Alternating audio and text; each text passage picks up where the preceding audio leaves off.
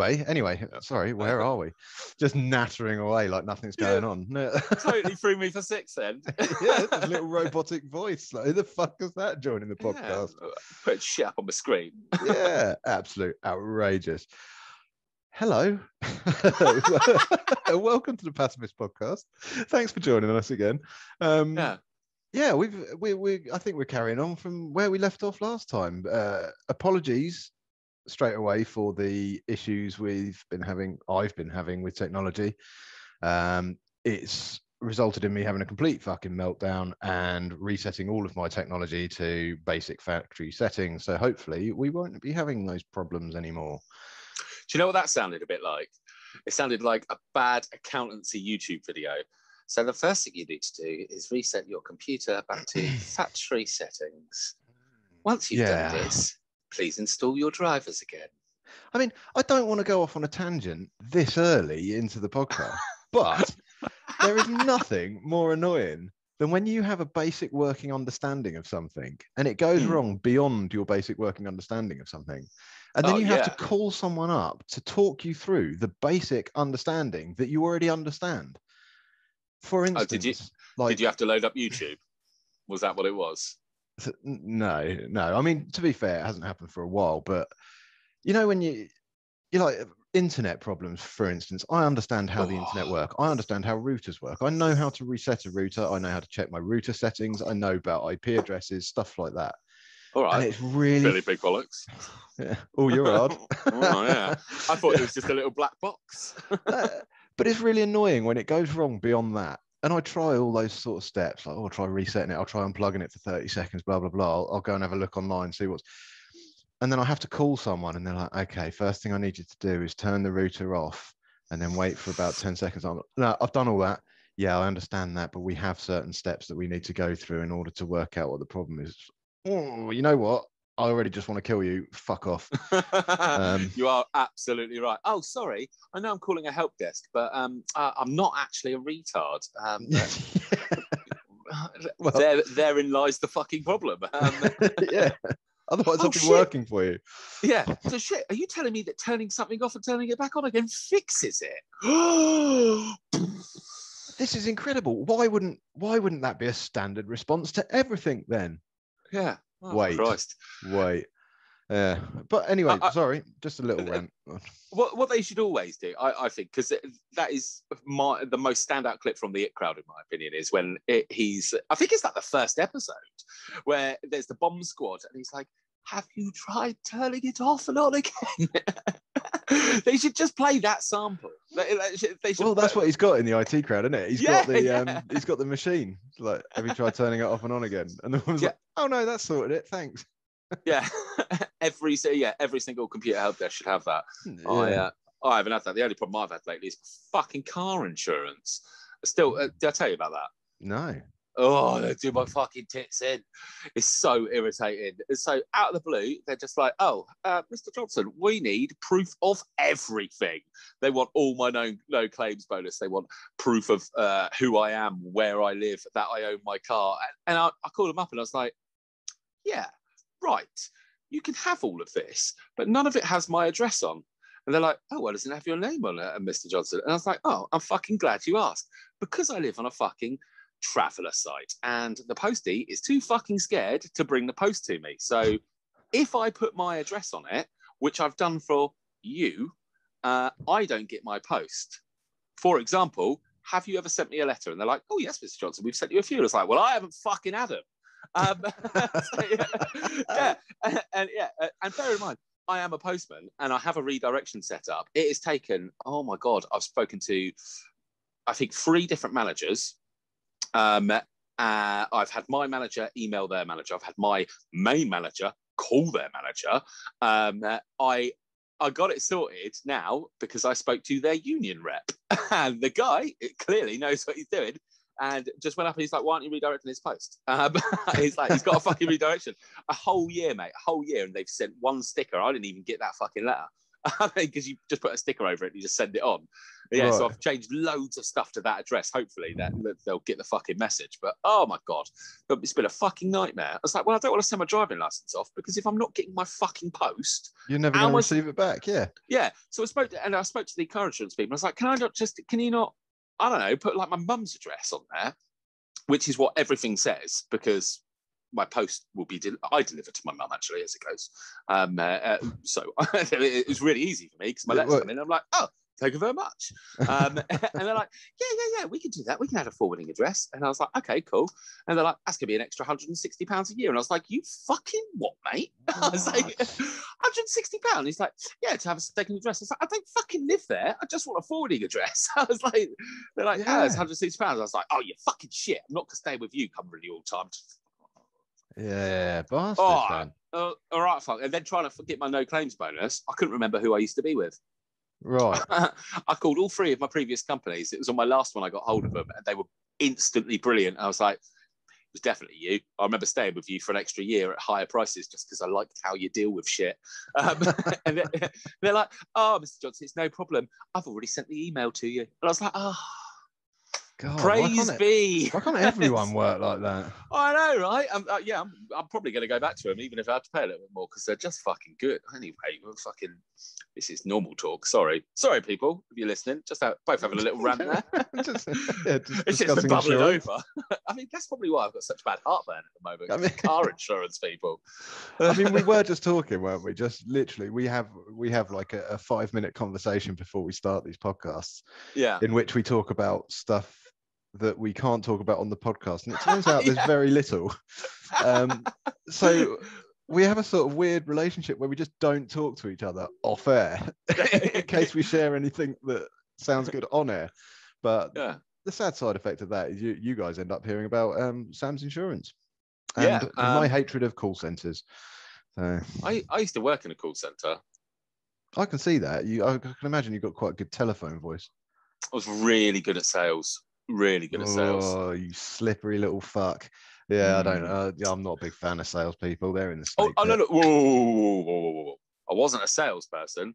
I was just really good at it. I was a customer service person. We used to get paid more if we sold. And I was like, hang on, you're going to give me £2 if I sell somebody some fucking electricity. I was like, all right, mate. But eventually, they gave us these like weird little, they weren't debit cards, but you could buy shit on like Amazon with them. They were like online debit cards. Right. Or you could order vouchers. And I stopped cashing mine out in about September and just saved them all up towards Christmas. I had so fucking much, this is how long ago it was, that I bought a portable DVD player because everybody needed one of them. Well, had battery life of about 2.5 hours, so you couldn't watch the Postman. You couldn't watch the Zack Snyder Justice League cut. Well, that's in black and white, so I don't know if that uses up more or less electricity. I don't know that's how it works, mate. Neither do I. Honestly, neither do I. I think I watched one movie on it, and I didn't even watch the whole movie. I just put what was it? What's the name of the Bill and Ted film where they played "God Gave Rock and Roll to You," like the Kiss song, but they did it better? That's Excellent Adventure, I think. Yeah. It's not Bogus Journey. Doesn't matter. I watched Bill and Ted, and I only watched it for that song. That was the only reason. Does matter, Sam. We need facts. We need facts. Yeah, because that's what people listen to this for. Well, we had it on the podcast. It's got to be fucking true. But yeah, anyway, so I bought. This is all with this one lot of. I used to call them kudos revolves. I bought a portable DVD player. I bought a PlayStation 2, the slim one. It's really Gucci. Skinny. Yeah. I got a fuckload of vouchers and did all my Christmas shopping, and I had so many vouchers left over that I just gave all of my family an extra £10 voucher. So fucking many. I just put an extra one in the card. Bully for you. I used to work in sales for I won't name them, but let's say it was a large computer company, something along the lines of Computer Planet. And I was shocking because obviously they're all sell up, sell the extended warranties. And I'm just not about that life. I'm like, you got sweet little old ladies being like, I'm after a computer. I'd just like to send an email to my grandson once a month. And like people and like anyone else would have been pointing them to like, oh, you need this £1,500 Hewlett Packard setup with free printer and all this. And I'm just like, yeah. Buy this 300 quid e-machines. That's all you need. Seriously, that'll last. That'll do you fine. No, Yeah. stop looking at that. Stop looking at that. Yes, it's pretty. You don't need it. Buy this. Now, did they give you extra money for selling up? Were you on like some sort of commission base? Yeah, it was commission based, but you see, that's where you and I differ, because I'd have taken that old woman to the cleaner. I was like, love, what you need is an iMac. Right. Nah, my integrity overrules my need for money, I think. And you know, you get the people in like, and you're like, right, okay, so this is the computer you've ordered. We also offer an extended warranty sort of thing, and they'd be like, nah, it's all right, I know what I'm doing with computers. And everyone else would have argued that. I'd be like, oh, okay, you probably don't need it then. Fair enough. I'll tell you what, it's just awful. I have never got a computer from any of those. What are we calling them? I'm trying. PC World, Comet, Dixon, any of those shitholes. I've never bought one from them and it's worked properly. I bought a laptop from them once and it went wrong about a year later. I mean, it wasn't very good when I had it, but about a year into it, it went really fucking wrong. And I took it to this computer company that's now closed down because nothing stays open, apparently. And I was like, oh, can you fix this for me? I don't know what the fuck's wrong with it. It's always been a bit shit. And they're like, nothing was installed. They fixed it. It didn't cost me very much, like 50 quid or something. They fixed it. And they were like, nothing was installed on this properly. Literally nothing. I was like, it came with it already installed. And I was like, well, it wasn't done fucking properly. I was like, how do you not install something? I don't know. You literally just like run the program and it tells you what to do. Go fucking figure. That's why I like Apple. You can't fucking install anything on that and just does its thing, doesn't it? Well, yeah, let's not get into that discussion though. I'm not having this we avoided again. This last week. So anyway, big news. We have a new listener. And it's a little bit of a nerve-wracking one because it's one of my bosses. Not quite sure how, but he seems to have found the fucking podcast. So, hi, Matt.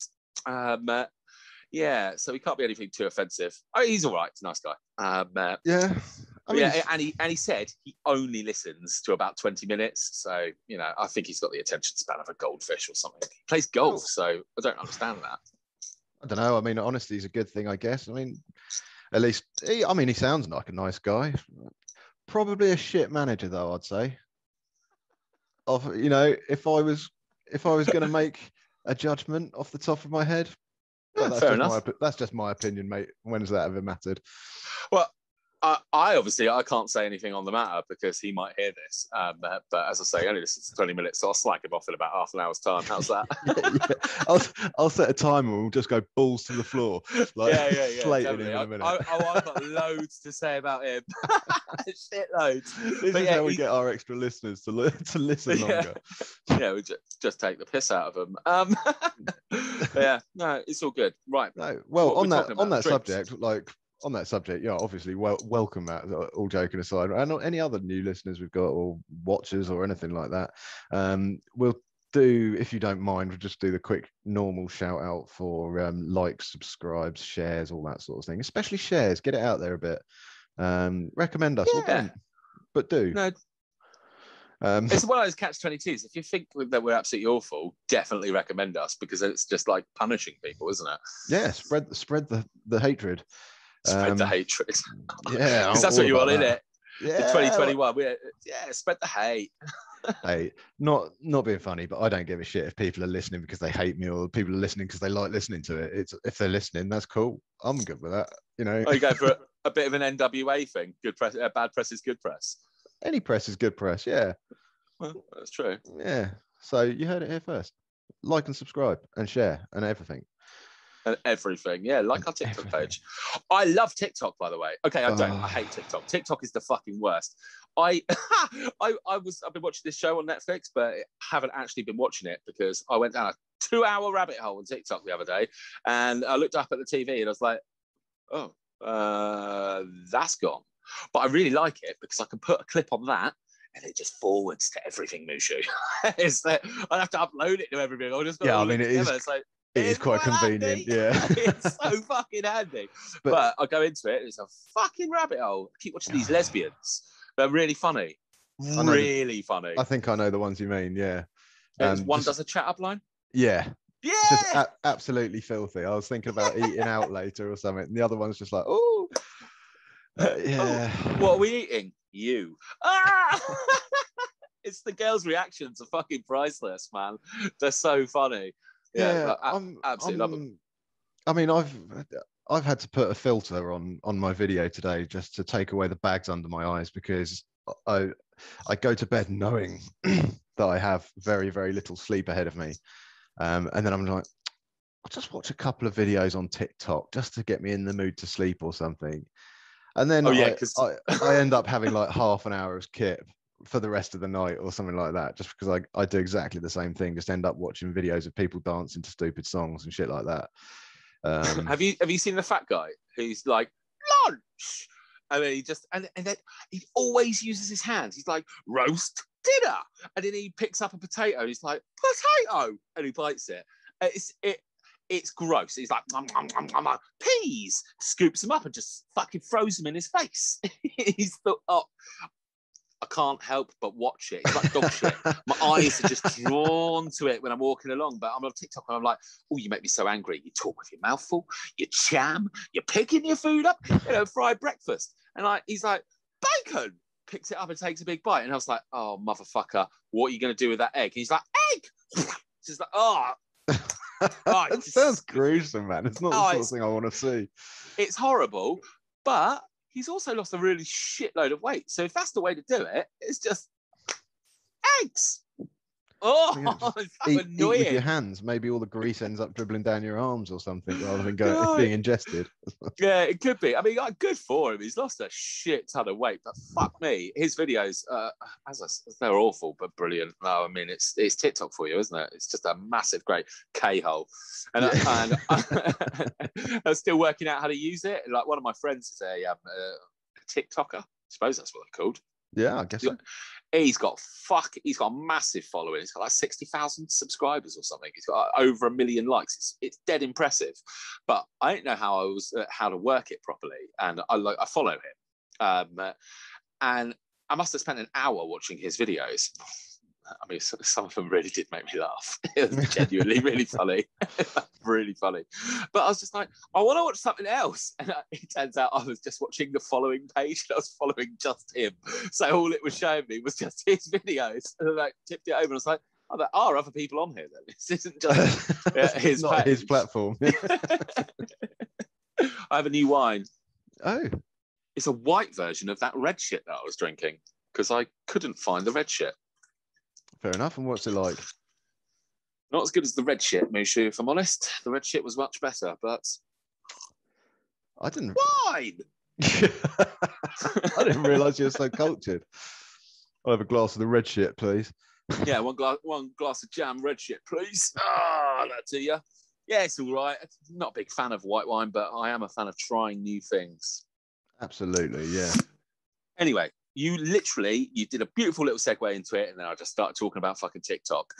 You were saying you listen to or watch TikTok videos as you go to sleep, right? Yeah.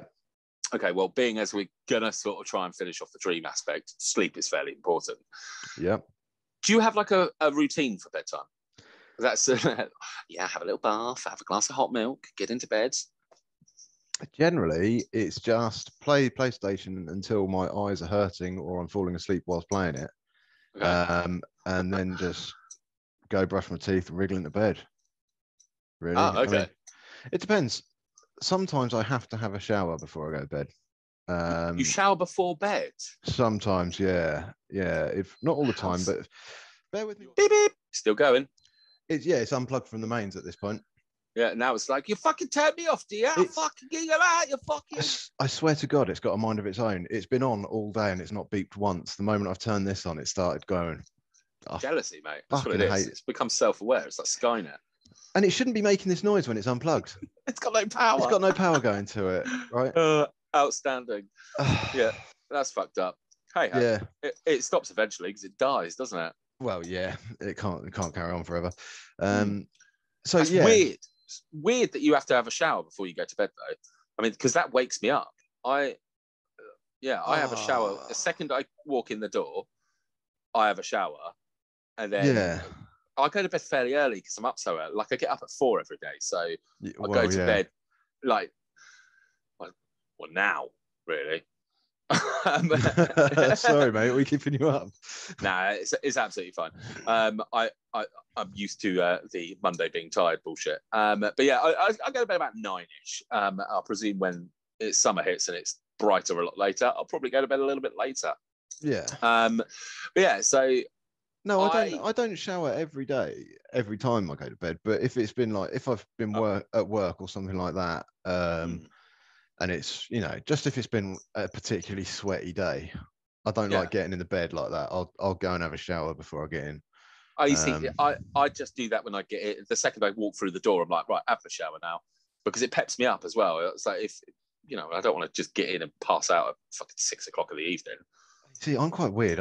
Obviously, I've been working nights now for probably the best part of coming on 20 years, I guess.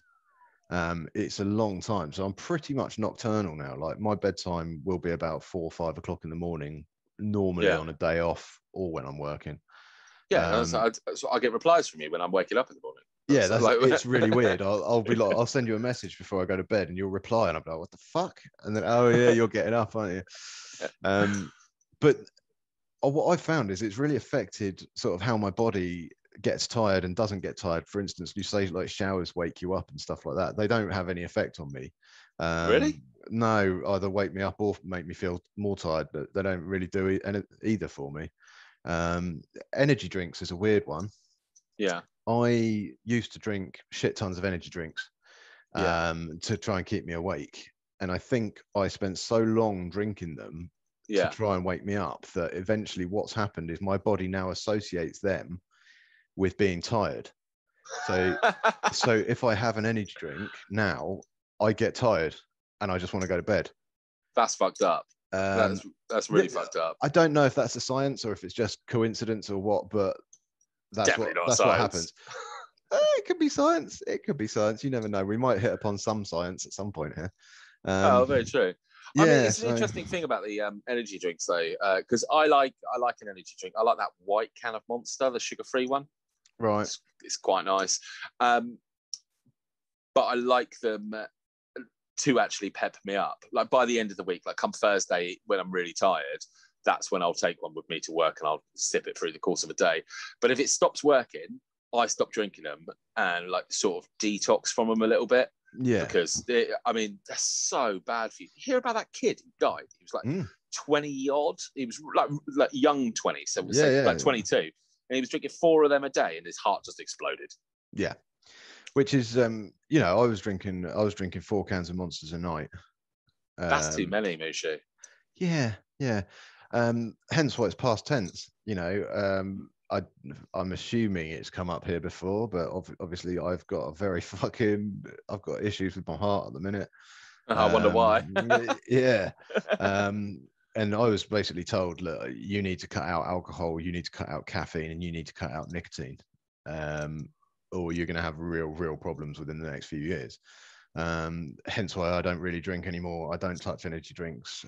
I still smoke because I'm weak and I love that velvety smoke feeling. But it makes you sexy, doesn't it, Richie? I mean, I don't want to advocate smoking, but everyone knows that smoking makes you look cool. Yeah. I only do it because it keeps me thin. I mean, there is that. I do eat a hell of a lot more if I'm not smoking. That's just the routine side of things, because like you've got to fill that time with something. And I'm not intelligent enough to have like a hobby or anything like that fills that amount of time. I just eat bacon.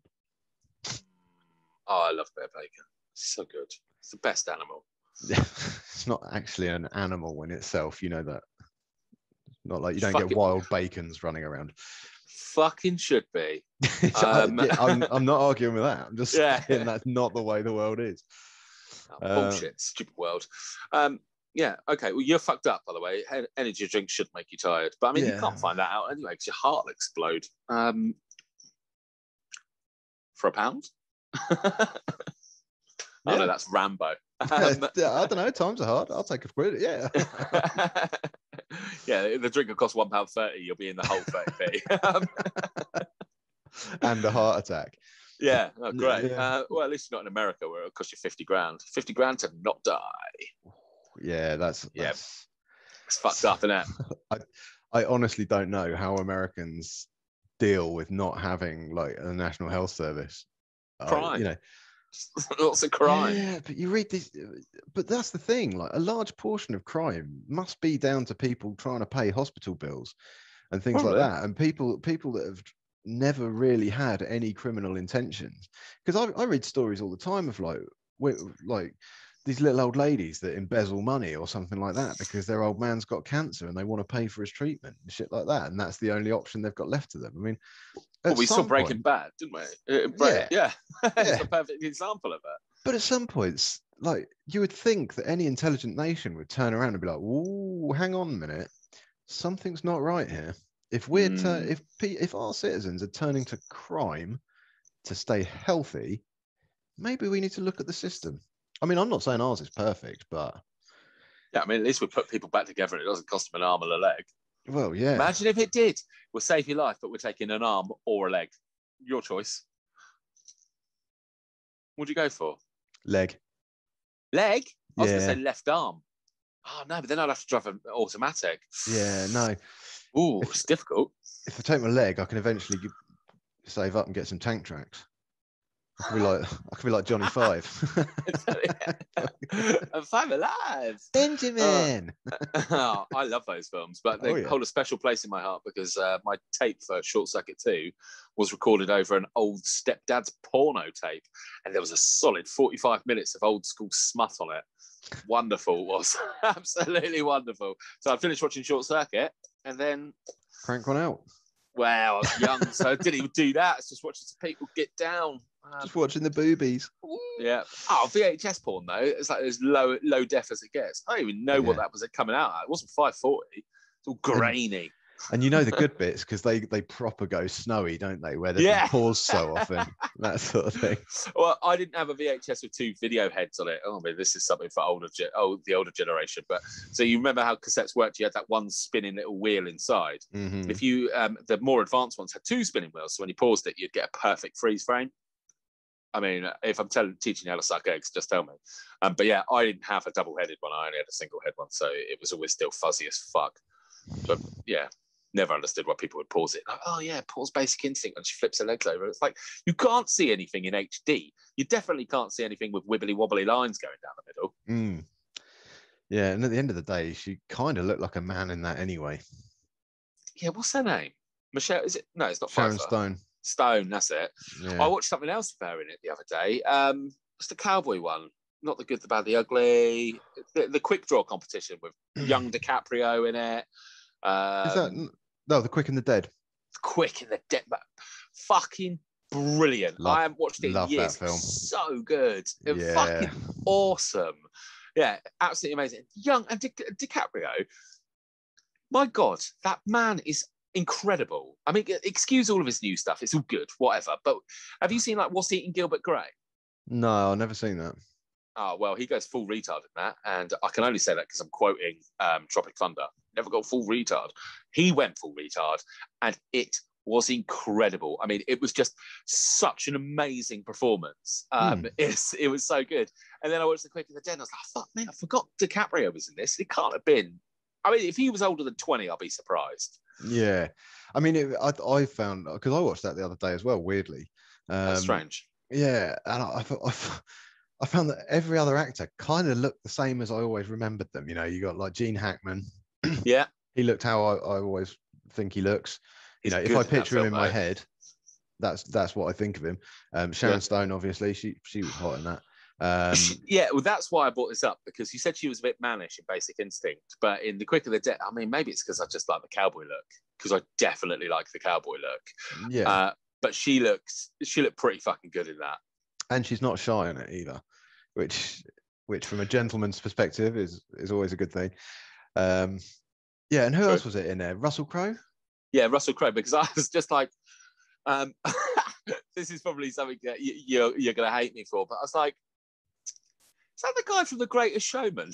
Yeah, it's like, looking it up. No, it's not. He was in something with the guy from The Greatest Showman, Wolverine. I want to say Les Mis? Possibly. Is that a singy-songy one? I only watched a bit where they were pulling a boat on. Les Mis is a musical, yeah. And were both of those guys in it? I don't know. I've not seen it. Oh, you'll probably love it, Mushu. I mean, it's got Wolverine and him in it, and Russell Crowe. I've got a real hatred for like the French Revolutionary era. Fair, but absolutely. But we'll go into that another time. We just hate the French now, do we? I'm on board. Stick them in with the turtles.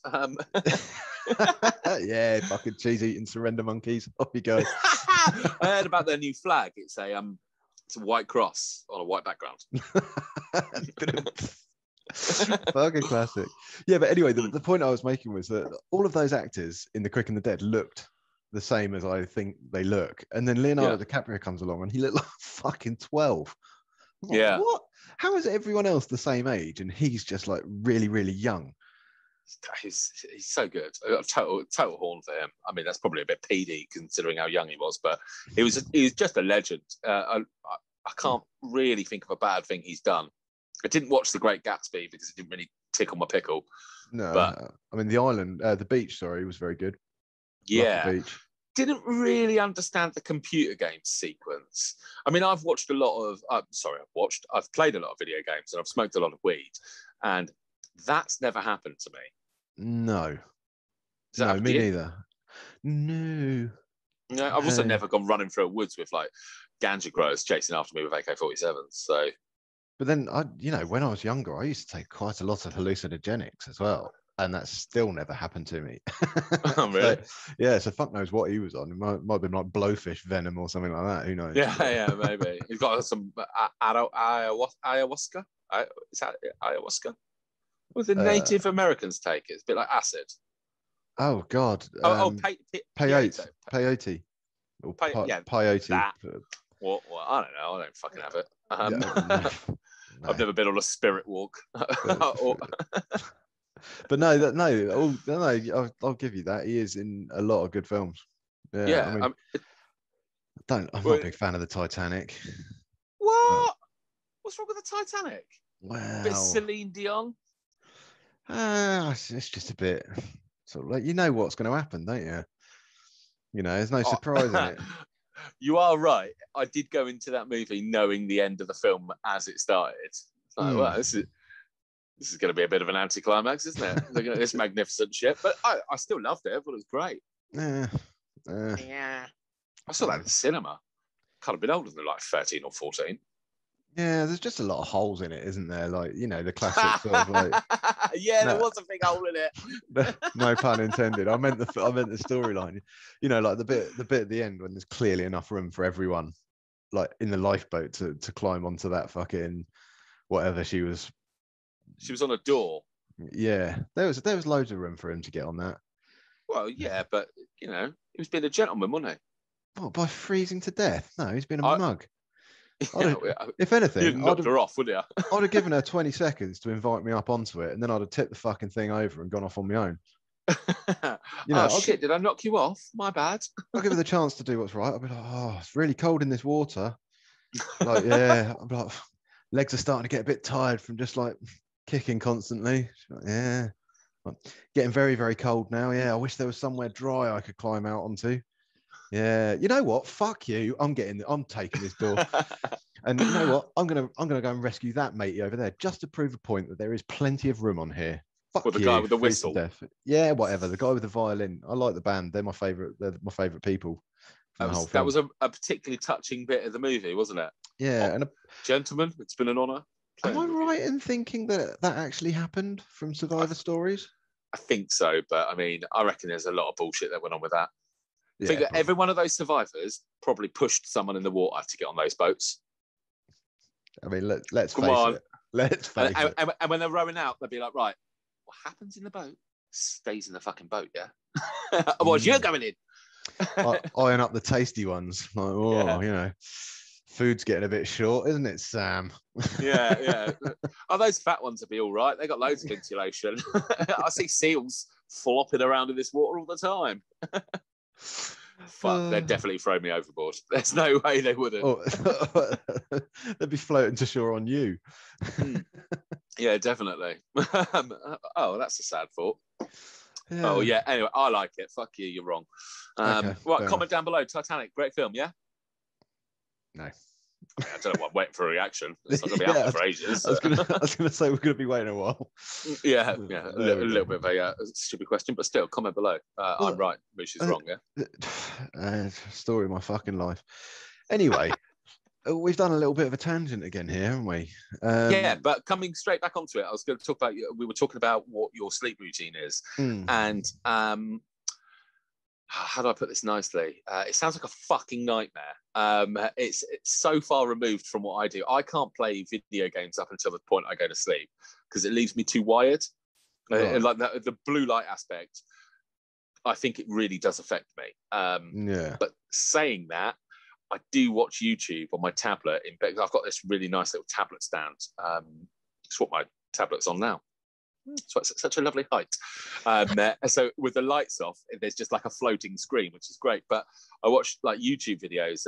I'm sure I've said this before. I watch like camping videos. I suppose it's probably ASMR, but like the noise of like a crackling fire and people catching and cooking and eating, catching cooks, whatever. I don't fucking know what they're called. Well, YouTube just knows I like them and puts them up on screen for me. I put those on and I fall asleep watching those.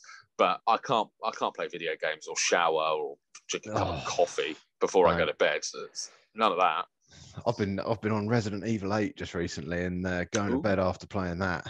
Fucking, you talk about being wired. Does it fuck with your dreams? Not particularly, no. No. Although I realised I don't think I spoke about a very, very fucked up dream that I had recently last week. No. Well, I don't know because I don't know what the dream is, but I had a dream where a tramp, like a homeless person. I know what a tramp is. Yeah, I was trying to be politically correct, but a hobo. a man of the streets came up to me, and he was a particularly dirty one, and rammed his fingers into the back of my throat. Right. Oh, mate, that's awful. And I woke up gagging, like literally, like I had to run to the toilet because I thought I was going to be sick. It was really, really strange. I'd never had that before, and I meant to bring it up last week, but I forgot entirely. Probably because my technology was shit. But yeah, very possibly. That's absolutely horrific. Have you ever considered that it was a ghost sticking its penis in your mouth? Not until right this minute. Yeah, I saw a really funny meme shared by somebody I work with. And it was, what did it say? It was like, what if every time you yawn, a ghost sticks its knob in your mouth? I was like, that's why I put my hand in front of it. I'm definitely doing that if I become a ghost. Yeah, totally. It's going in everyone's mouth. Sorry, everyone, but you yawn around me, you're fair game. Yeah, definitely. Oh, that's horrific.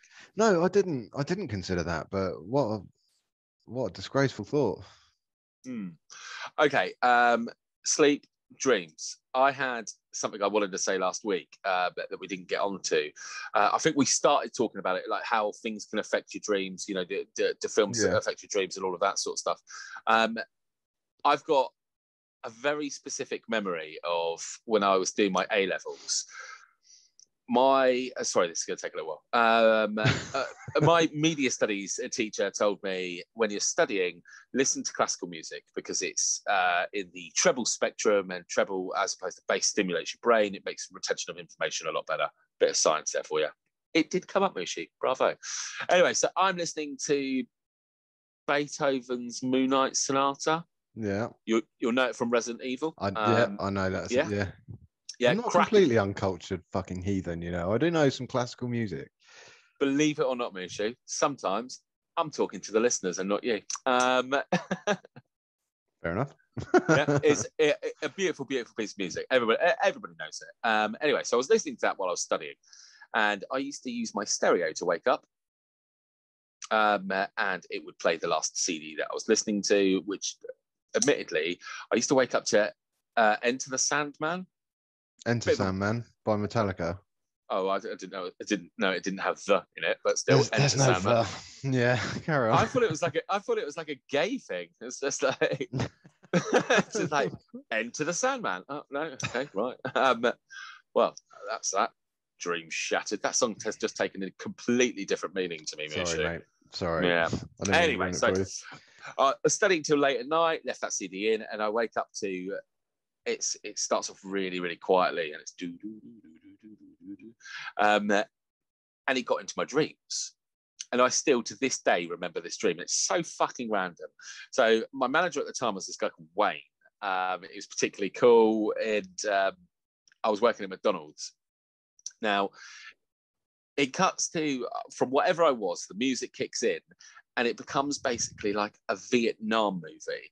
Both me and him are like at the bottom of Hamburger Hill. You know, It's a big fucking hill, isn't it? Okay. So we're both there, and he turns to me. We're in all of our fucking clobber, and we're like, we got to go up this hill. And he turns to me and he says, Sam, if I don't make this, you can have my job. He's just a manager at McDonald's, and like 6 months later, I was a manager at McDonald's. I mean, it really wasn't overly difficult, but it was with the music in the background. It was like a really dramatic like scene in my head, and it subsequently. I didn't think you could have music in dreams. I didn't know either way, and it turns out you can. I can. I don't know if you can, but yeah, it had a full soundtrack, and it was that song. But again, you know how I said last week, when you fall asleep, when you wake up and you look at the clock and you're like, oh, I've got 5 more minutes, and you go back to sleep and you can live an entire lifetime in that 5 minutes. Yeah. So I woke up to that song, and it can't have been more than 45 seconds in, but that sequence in my head, obviously we went running up the fucking hill and it was carnage, must have been about half an hour long. But then I wake up and I see this music. It's got like the second counter, and it was only about 45 seconds in when it starts getting a little bit louder. Yeah. It was mental. It was just one of those really crazy things that's happened. Maybe that's like what they say when your life flashes in front of your eyes before you die. Maybe it's a similar thing, like because your brain just replays everything at once. Yeah, I heard some science behind that. Something to do with electrical pulses in your brain. When they're fading, it's you know how like when you turned your PlayStation off just a minute ago, you took the power away from it and it just went mental, and it was just beep, beep, beep, beep, beep, beep, beep, using up the last of it. Something along those lines, with your brain's firing on all 4 cylinders. Yeah, I don't know the ins and outs of it. I'm sure if you Googled it, there's a little bit of science behind it, or someone's tried to reason it along the way. I like Terry Pratchett's take on it. I won't know that. He says they say that life flashes before your eyes before you die. It does. It's called living. which I really like that.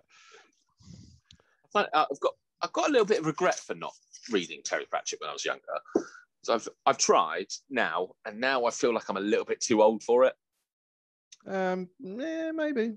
Yeah, I don't think it's like an age limit thing, personally, but. No, but you read it as a youngster, didn't you? I read them constantly. I still read them to this day. Okay, sorry. Did you first read them as a youngster? Yeah.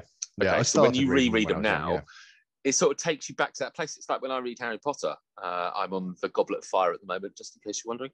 When I read that, it takes me back to when I first read it, and the good times. But just puts me back into that slightly younger mind state. Maybe. Yeah, I mean, I found as I've got older that YA, I still like it, but I struggle to get into it so much. No, anyway, save all that for the book one. Yeah. So no, I didn't. I wasn't aware that music could happen in dreams. I've never had music in my dreams. No? That I can imagine, that I can remember. No, I mean, I've had dreams in like where I've been at metal concerts and stuff like that, but I have no recollection of the music in them. I can remember everything about it, but I don't recall there being any music. Try what do you wake up to? My alarm? Yeah. I have 2 alarms. I have one which is sort of like a slow, smooth, jazzy sort of Fucking hate jazz. Yeah, I'm not a big fan, but it's quite nice, sort of saxophone, like, and that sort of wakes. That's my first alarm, and then my second alarm will be, or my final alarm, however many I've set, will be. It's a military bugle. Oh God, that's as bad as my second alarm. No, because I need it to be terrible, because that's the get your ass up, you late alarm. Yeah, I'm gonna play you, man. Because the emergency alarm, that's what I call my second alarm, the one that's 10 minutes after, that's always set. Yeah, fair enough. That is barking dogs, and I've never once slept through it. Barking dogs fucking wakes me up straight away. It's horrific. I can't stand it. But because I'm constantly trying to relive the that memory, right, how do I play it? Can you hear this? No. Hang on.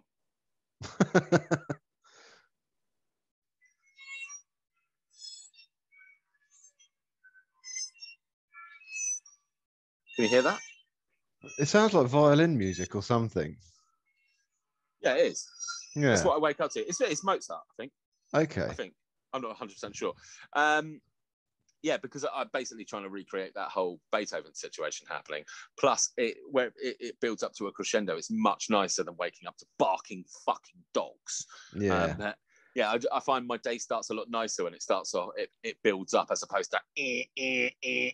Now, do you talk about bedtime routines? Do you have a morning routine? Like, well, no. I'll ask the question I want the answer to first. How many alarms do you set? Is it always 2? I always have 2, and I never more. Well, I've got my shift.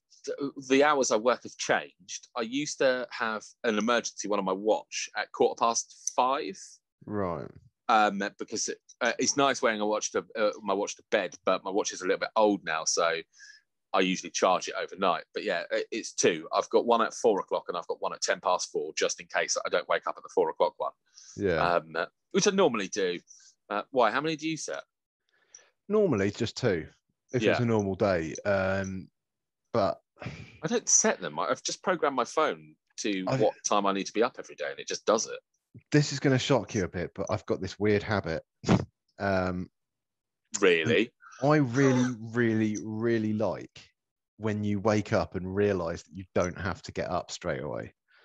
Okay. For me, it's one of the best feelings in the world. So sometimes I'll set up to 5, 6 alarms at half-hour intervals, just so I can wake up and be like, I don't have to get up yet for another hour and a half, 2 hours, something like that, you know. And That's so bad for your sleep, man. That's so bad. To be honest, like I say, I've been doing night shifts for so long now. I've been nocturnal for so long. I don't think a healthy sleep pattern is anything I should be chasing after anymore. I mean, you raise a slightly valid point, but that doesn't feel healthy. So, I mean, I wake up in a great mood. I wake up in a great mood because I've had 4, 5 tiny little lions, you know, and each time it's a treat. Fair. Each time it's a treat. What sleep? and then the bugle goes off, and that's your like fucking stop dozing, get your ass out of bed, jump in the shower, sort of thing. Yeah. No, not at all. I don't even think I need an alarm anymore, because I don't often get past 6 hours sleep in the night. Occasionally, I'm absolutely exhausted and I'll go to bed at 8:00. But I can almost guarantee that on those days, the little fuckers next door will be on their trampoline bouncing until 11:00 at night. Yeah. I mean, this is another thing. I'm in a new place now. I moved a little while ago, didn't I? Yeah. Upstairs, I've got a small child, and I love this, right? Because in the morning, I couldn't work out why, but I would hear him running around, like dum, dum, dum, dum, dum. And it never bothered me, and it still to this day it doesn't bother me. I really don't give a shit, and I couldn't work out why. And then it dawned on me, it's because having had kids, I associate that noise with, well, that's my sleepover with. I've got to get up and deal with that now. But now I'm hearing it, And it goes back to the alarm situation and the lion situation. I wake up and I hear it, and I'm just like, not my problem. Nice. I'm going back to sleep. And I don't know why. It wakes me up most days, but I couldn't give a shit. I just go straight back to sleep again, and it's great. Yeah, well, I mean, a trampoline that's about a foot away from your head isn't quite the fucking that's same. That's a different thing, yeah. Yeah, it's all right if I'm asleep, but it's oh god, I moan about that night. It felt like actual torture. I was full on exhausted. It was 8 o'clock, and I'm like, I'm going to fucking bed. This is early for me. I was like, but I got to catch up on some fucking sleep. And it felt like there were 30 people on this trampoline, but then they were playing music, and it was such shit Euro pop as well. It was real bad. It was just, but they wouldn't play a whole song all the way through. So I couldn't even, I was tired enough. I could have slept through a 3-minute song. I'd have fallen asleep and it would have been fine. But they'd play about 30 seconds of it. And then they put like Vanilla Ice on or something like that. And then it would get quiet, and it would go quiet. And it was about 10 o'clock at night. And I don't kick up a fuss about things like this. I messaged she's not my landlady, but for all intents and purposes, my landlady the next day. I was just like, how the fuck do you manage dealing with that noise during the day? Last night was unacceptable. But it got to about 10 o'clock at night, and then it genuinely felt like sleep torture. It would be silent for 10 minutes. I'd just be falling asleep, perfectly quiet. And then it would be the loudest I've ever heard anything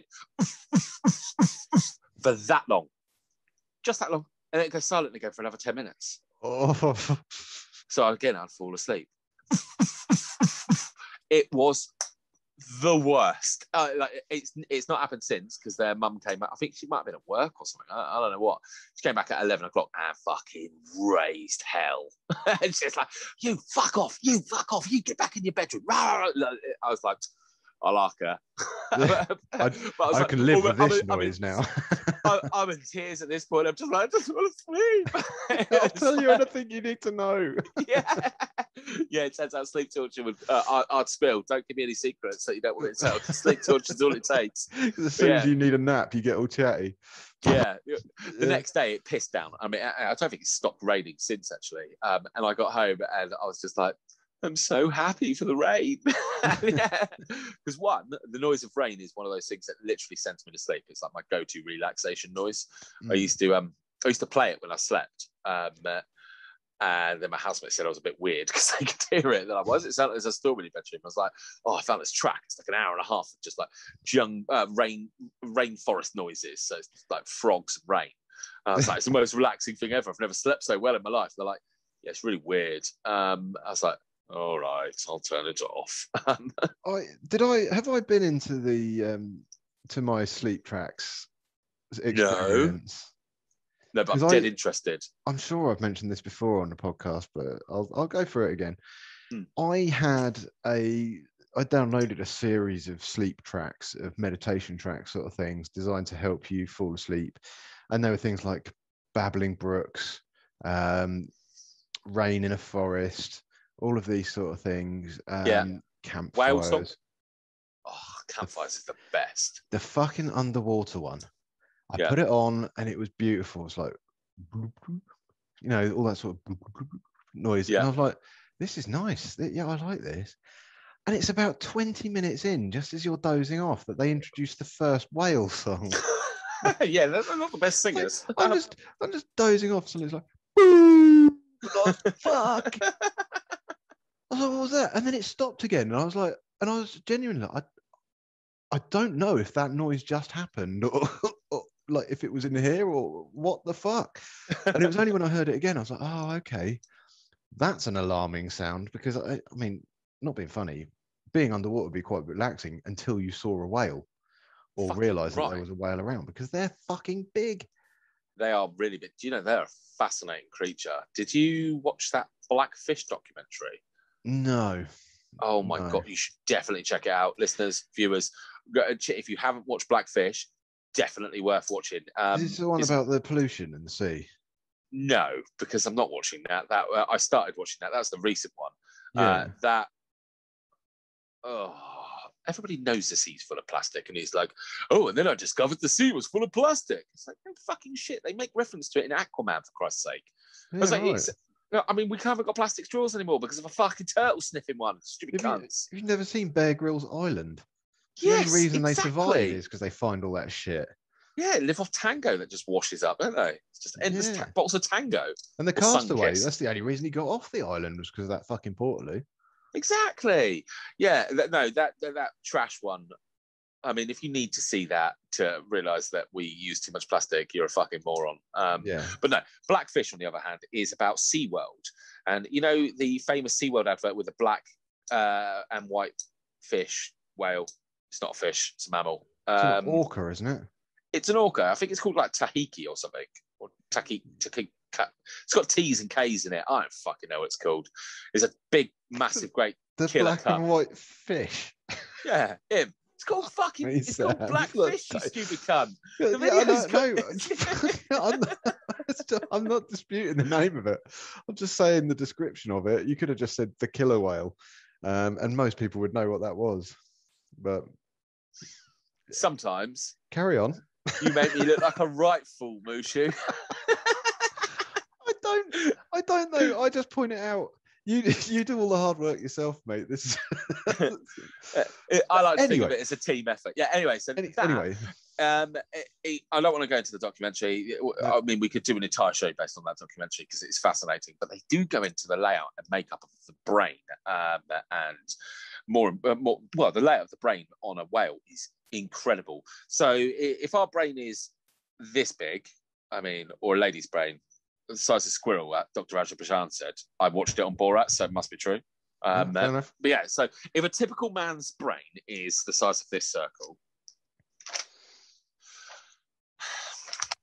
Daisy's been in my pad, hasn't she? I was going to say that's not a circle. No, it's not a fucking circle. Okay, so if our brain is the size of this circle, right? Then we have an emotional section that big, right? Yeah. The whale's brain is like the size of a person, and their emotional center would be, helps if I draw it on there, that much bigger, like percentage wise. Absolutely fucking enormous. Okay. The reason I bring this up is because they made some of the killer fish, that was deliberate, fuck each other to have a baby, and then they let the mum, and I think it's called a calf, but I'm not 100% sure. Yeah. Kick it with each other for a little while, and then they separated them, and they took the calf away from the mother, and then the mother did this subsonic cry type thing. I suppose it'd be like how the mum calls for the baby to come back and they can find him. But they said the distance that it traveled over was absolutely phenomenal, and I know sound travels really, really far in water anyway. It just does. But then they said that like the emotional section of that whales. Now I've got fish in my head. Just a fucking cretin. Yeah. This is my new favourite bit of the podcast. Yeah, but the emotional centre of that whale's brain is so fucking massive that they could literally see and hear through the singing that she was in like genuine pain. Yeah. I've never been to SeaWorld, and I'd always wanted to go to SeaWorld. But after seeing that documentary and seeing that sort of shit, because could you imagine, like, if we were being bred, I don't want to go back to the human zoo thing, but if we were being bred and you have kids, how horrible that would be if they just took them away and just let... What would keep us in a fucking zoo? Monkeys? Apes? Planet of the Apes? Probably yeah, fuck it, apes. The lizard men that run the world. Oh, okay. So, yeah, if you had a baby... and then the lizards came along to play with it, and then eventually once it could walk, talk, and wipe its ass, maybe not wipe its ass, shit in a box, I suppose, they just took it away, how sad you would feel.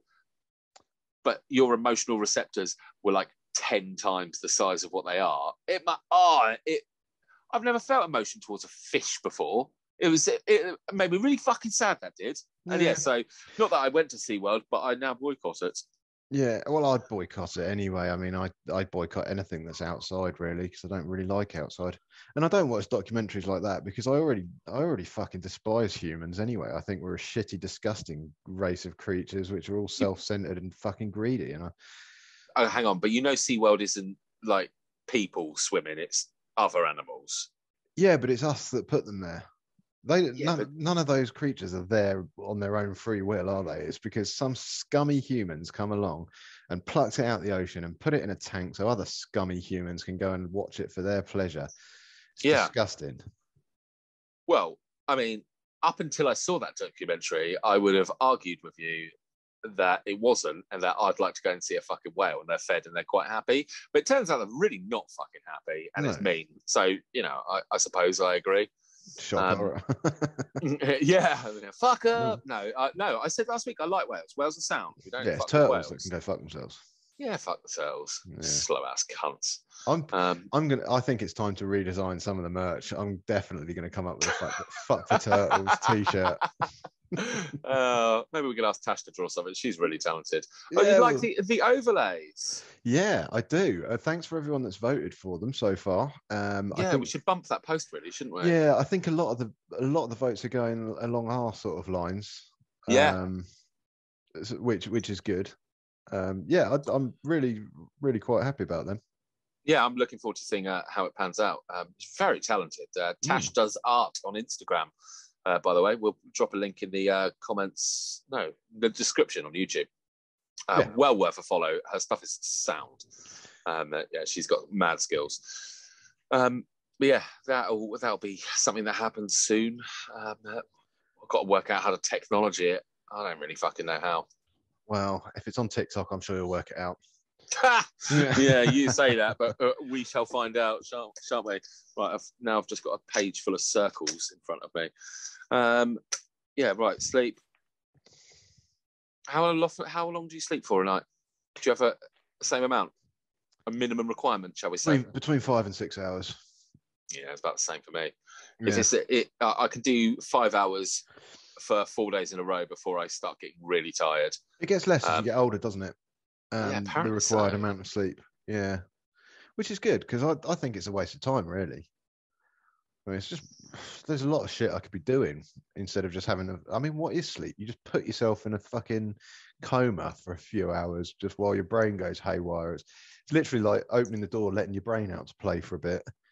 And then and it's like, right, come back in now, we've got work to do, and back comes your brain, and then you wake up and you've got to get on with the actual real life. I like sleep. I definitely don't get enough of it, but I really do understand what you're saying. I would love to get a solid 8 hours every night, but I don't even think I could sleep for that long. That's what I was saying earlier. I don't need alarms anymore. I went off on a tangent about fish or some fucking shit like that. If I go to bed early, like if I'm absolutely exhausted and I go to bed at 8 o'clock, I will wake up at 2 o'clock. And I'll be like, oh, hang on, it's 2 o'clock in the morning. That is lush. I mean, so if 6 hours and I automatically wake up, I can't genuinely sleep for longer than that. I can't think of a time where I've had more than 6 hours in one go. No, apart from when I'm sick. When I'm sick, I just sleep. I just turn off like a Labrador. I just go find a bush to lay down in. That's different though. That's recuperation. That's allowed. No. Great. Thank fuck for that. I always think that if I've got to get up in the morning, I always I'll clock watch up until I've got 6 hours of sleep left, and then that's when I need to go to bed because I know that I can function on 6 hours, and that's fine. I can't lay straight down and fall asleep though. Those days are gone where I just like literally climb into bed, turn off. There's a fly, Mushu. There's a fly. Any minute. I really hope so. For our listeners, I've just bought one of those bug zappers, like in restaurants, the blue ones. Yeah, we've already established it's the restaurant style one, not the hillbilly porch one. And now I'm regretting my choices. I should have got a hillbilly porch one. Well, there's nothing saying you can't have two. I don't want two. I ain't got enough plug sockets. Fair enough. Go into it. Go to the light. Step into the light, carry on. Yeah. Oh, don't. I hated them growing up. Carry on. Poltergeist movies. Yeah, you liked them when you were growing up. They were horrible. Of course. No, they were great. Actually, that is something I have had a nightmare about. Saying that I've never had a nightmare based on a film, I have had a nightmare about the pool bit where I've fallen into a pool, like a half-dug pool like that, and the bodies start popping up. That's something that's occurred in my dreams. I have as well, Mushu. Because I saw that when I was way too young. I mean, when they come out in like 85 or something. Oh. When did the first Poltergeist movie come out? Wait a moment. Every time I do this when we're recording, it never doesn't works. do it. Yeah. Why are you being such a cunt? Ladies and gents, I'll let you into a little secret here. He's actually just 82. I wasn't 82. even born, mate. I was just about to say, you actually don't have a smartwatch. It's just a Casio. It's a Casio sports watch, £12 from Argus. But, you know, don't ruin the illusion. I saw a Casio face for the watch. I was genuinely going to get it. I was like, that's too cool. But I didn't want to pay £6 for it. I was like, what's the fucking point? Yeah, it's pointless. I'm that cheap. Yeah, 1982. So that explains why I saw it so young then. So it was probably on TV by about 85. So it would be like 3 or 4 when I first saw it. But I vaguely recall seeing that kid fall into a pool with mud, and then there were just, was it like a house built on an Indian burial ground or something? Is that the plot? Well, yes. Yeah, well, yes. It sounded like I was going to elaborate on that. Yes, that is the plot. Okay. Yeah, but I'm fairly sure at one point, I'm sure a coffin comes up. No, it's not. It's just bodies, isn't it? It's just skeletons that pop up.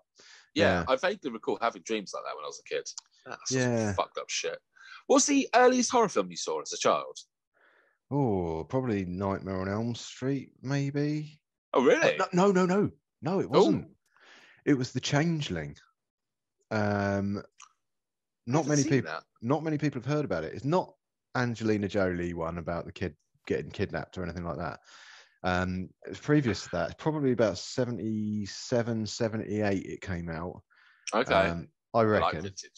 That's a fucking guess, just off the top of my head. But no, it's about a guy who moves into a house after the death of his kid. And it turns out that in this house is the spirit of a disabled boy who was kept in the loft and abused and all this sort of stuff. And loads of classic horror, like the wheelchair turning on its own and all this sort of stuff. And there was a bit which always used to unsettle me, where a ball bounced, like a kid's ball, he got in from work and this ball just bounced down the stairs and sort of rolls to his feet. Oh, Mushu, right. That's an iconic scene in horror films. It's been done in so many different things. I didn't know that's where that originated from. I don't know if it originated from it, but this is where I saw it first. Okay. And he gets so freaked out by it. He does what I would do, grabs the ball, gets in his car, drives to a bridge, fucking hoofs the thing, yeets it like right off this bridge into this chasm, gets home, and you just hear this doof, doof, doof, doof, doof, doof. Yeah, burn that house down. Same ball just rolls that down. Yeah, fuck it. Well, it's been a good run. Gasoline, match, ladies. Yeah, that's awful. But I don't think I ever got nightmares from it. Yeah, fair enough. I mean, it is just a series of balls, really, isn't it? Just bouncing downstairs. Well, that's not the whole film. Well, that's all you've told us about the movie, Vishy. It's just a disabled kid's got a ball. Settle down for the next couple of hours. I'll run through it. Okay, open scene. A car comes along a gravel drive, crunching slowly as it drives along. The driver looks hesitant. A big house looms before him. Do you want me to continue? You're looking quite invested in it now. I'm worried because I don't think I can carry this on. I'm going to settle down. It's nearly bedtime. It's story time with Mushi, everybody. Get comfortable. Also, incidentally, sounds exactly like the opening sequence of Amityville Horror. Which, what a steal. That house is brilliant. And the walls bleed. Perfect. I mean, yeah. I'm the typical sort of person that would end up in a haunted house just because I love a bargain. Yeah, me too. It's a bit of a fixer-upper. Don't worry about those graves in the back garden. I'm not. Seriously, I can pop a little fence around that. I don't have to look at that. I love this. What's this big stain over here? It's like, the previous occupants got murdered. Well, a bit of hammerite or something like that, get a bit of carpet down or something. Hammerite, it'll be fine. Yeah. I've got a big jar of Swafiga over there for after. Lovely cleaning stuff. Yeah, and at the end of the day, it's just company, isn't it? Other than that, at least you've got some sort of entity in your house. Just company. Yeah, why do ghosts have to be like cunts? I watched what the fuck was it? Oh, Angel, the spin-off of Buffy the Vampire Slayer, many years ago, and the Fitbird, but she wasn't really my cup of tea. I think her name's like Charisma something. Charisma Carpenter. Thank you, Mishu. That's Her. all right. She lived in a flat. How the fuck did you know that? Oh, mate, don't. It's one of those things. Big fan, are you? Well, I know Angel was played by David Borealis before he got fat, wasn't it? Is he fat now? Oh, yeah. You watch him in Bones now, he's a tubber. He was great in Bones. I really enjoyed that show. Yeah. I don't like his face. But yeah, carry on. So she had a flat with a ghost. It was like a really friendly ghost. It was like Casper. She used to make her a cup of coffee in the morning, fold her socks. I mean, it's probably sniffing her panties, but I mean, it's a ghost. It's not going to leave any marks on it. So, but everyone's like, oh no, I've got a ghost. I mean, I say everybody. I don't think I've ever had a conversation with someone and be like, oh God, I've just moved into the house and there's a ghost there. It's dreadful.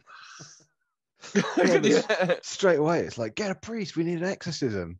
And all the time, this ghost just like, oh yeah, your friend. Just. No, why are you banishing me? I just want to be loved. Hang on, you weren't yawning so I could put my cock in there? No? My bad. Oh God, I feel so embarrassed now. Well, that's just what we used to do. You saw an open mouth. On the subject of that, have you ever thought like how terrifying yawns must be for deaf people? No, it's never, and I don't understand why it'd be terrifying. Because if you're deaf, you just turn around and someone's there like... Yeah, okay, fair enough. Are they shouting at me? Are they just screaming or what? But deaf people yawn. Yeah, I know. God, we're talking about yawn. Now I need to yawn. Oh, so fucking infectious. It was weird how that's infectious as well. Super fucking weird. There is science behind that as well, but I don't know it, so I'm not going to go into it. No, I know it is infectious. They did it on Mythbusters, didn't they? And it works on animals as well. Huh. I mean, I've watched many a cat, dog yawn, and I'm like, oh, okay, fuck it, I'll join in. Yeah, but if you yawn in front of your pets, like, there's a good chance they'll yawn as well. Huh. Oh well, I might have to test that out at another point. I mean, I haven't got any pets, so. Yeah, I mean, I think it was a study on like household pets, like cats and dogs, not like a black and white fish or anything like that. A black and white fish. Do they yawn? I found this on the web. Shut up, you fucking. Now he wants to get involved. Yeah, now you're getting all chatty down there, aren't you? Know your fucking limits, Siri. Ridiculous. Yeah. Right, I've lost my train of thought a little bit, Mushu. There's a shock. I think we all have. No, because we were talking about sweet sleep, weren't we? Yeah. How about, okay, so last time we covered bad dreams, didn't we? And then you went into smutty dreams and you were busy telling us about how you were getting noshed off and you're looking at your dad in the eyes or something like that. Is that right?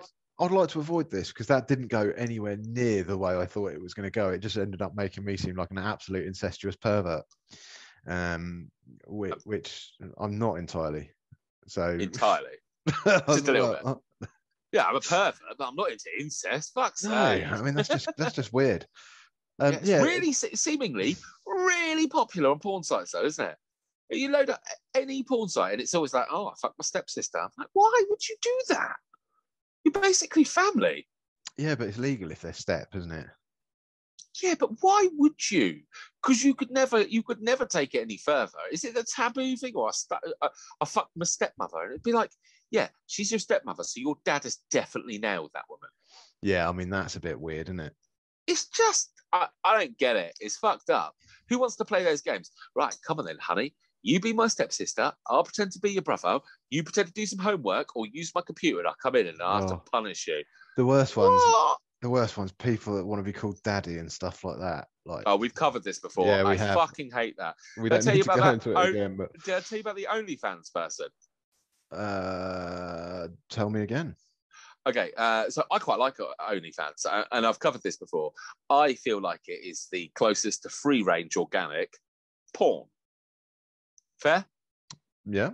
Because they do it themselves. There's no pimps. There's a seedy underworld for absolutely everything. But if they want to do it, they do it. Absolutely great. Well, okay, so I don't know if you've used it. I think we covered that you kind of haven't. Well, you kind of, yeah. I haven't, yeah. You understand the premise. Well, what they do is they charge you X amount of money to look at their page, and then they basically try, not all of them, some of them, just try and sell you more shit. Yeah. So they'll send you messages and it'll be like, oh, hi, here, watch me get banged by 97 people. Oh, I really enjoyed it. £10 to unlock this video, for example. Now, this person who I followed, and I only ever follow somebody for a month. If it's like a £2 special offer, I'll follow it because I'm like, do you know what? That's good value. Anyway, more often than not, it's trash and it's just people in bikinis. This one person, I followed them for a month, and like every other day they were sending just a group message out to absolutely everybody. It was like, oh, check out this video, it cost you £10. I'm like, yeah, I'm not interested. You've had your £2 off me. That's enough.